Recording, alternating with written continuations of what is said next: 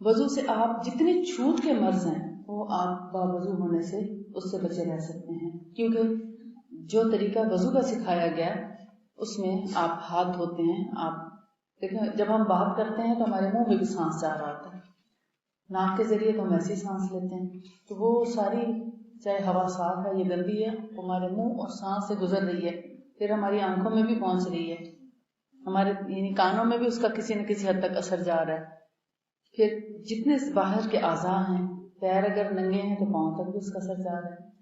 تو کیا ہے کہ ان تمام اعضاء کو دھونے کا نام ایک طریقے خاص طریقے سے جو اللہ کے رسول صلی اللہ علیہ وسلم نے سکھایا اس طریقے سے اس کا نام وضو ہے.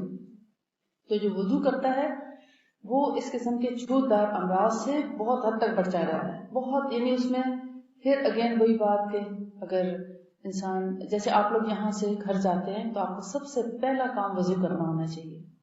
جب کلاس سے واپس ہیں آپ کو سائنس بتائے گی کہ گھر جا کے منہ ہاتھ دھو لیں.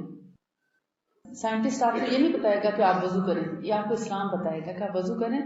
وہ تو ناک دھونے کو بھی نہیں بتاتے، ہمارا تو دین ہمیں کہتا ہے کہ ناک کو بھی دھو لو، منہ بھی دھو، ایسے دھو کہ آنکھیں بھی دھل جائیں.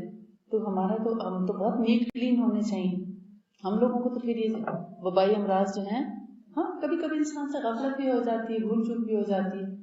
پھر ہمیں جتنی پروٹیکٹیو چیزیں بتائی ہیں پروٹیکشن کے لیے، ہماری حفاظت کے لیے، کسی دین میں نہیں ہے. کوئی سائنس آپ کو یہ نہیں بتاتی کہ ہماری روحانی بیماریوں سے بچنے کے لیے اور جسمانیوں سے بچنے کے لیے صبح شام کے اذکار یہ بھی ایک علاج ہے، یہ بھی سنت علاج ہے، یہ بھی طب نبوی کا بتایا ہوا علاج ہے کہ آپ صبح بھی اللہ کا ذکر کریں، اس کی تسبیحات کریں، صبح شام کی دعائیں پڑھیں اور اذکار کریں. اس سے آپ بہت سی بیماریوں سے بچے رہتے ہیں اور بہت سے نقصانات سے بچے رہتے ہیں.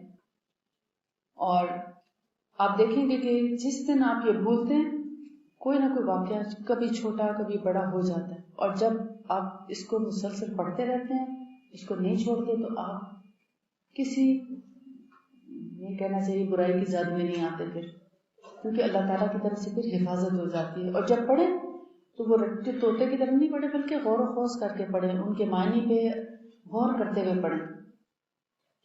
اس کے علاوہ جو حجامہ کے متعلق میں بتا رہی تھی کہ آپ صلی اللہ علیہ وسلم نے فرمایا کہ تم جتنے بھی علاج کراتے ہو ان میں سب سے بہترین حجامہ ہے. اور دوسرا آپ نے یہ بھی فرمایا کہ سب سے اچھے علاج یعنی بہترین دوا حجامہ اور فسد ہے. فسد آپ سمجھتے ہیں؟ فسد بھی ایک رگ کو کاٹا جاتا ہے، صرف ایک رگ، چھوٹا سا بلیڈ لگا کے رگ کو کاٹا جاتا ہے، جسے فوارے کی طرح خون بہتا ہے اور وہاں کا گندا خون نکال دیا جاتا ہے، پھر اس کو دبا دیا جاتا ہے اور پھر وہ جڑ جاتا ہے، یا تھوڑا سا بینڈیج لگا دیتے ہیں تو وہ رک جاتا ہے. پھر اس ایریا کا یعنی جیسے کسی کے گھٹنوں میں بہت شدید درد ہے مثلا، یا شیٹیکا کا پین ہے، تو وہ گھٹنے کے پیچھے نیچے تھوڑا سا سائڈ پہ کر کے ایک رگ ہے جس کو کاٹا جاتا ہے، یا کب ایک پاؤں کے قریب اوپر ٹخنے کے پاس ایک رگ ہے جس کو کاٹا جاتا ہے. اسی طرح مونڈے کے پاس ہے. تو مختلف جگہوں پہ رگیں ہیں، مختلف بیماریوں کے لیے ان کو کٹ لگا کے وہاں سے خون نکالا جاتا ہے. جس ایریا کی کوئی تکلیف ہے اس ایریا کا فسد کیا جاتا ہے. تو آپ نے حجامہ بھی اور فسد دونوں کو پسند فرمایا.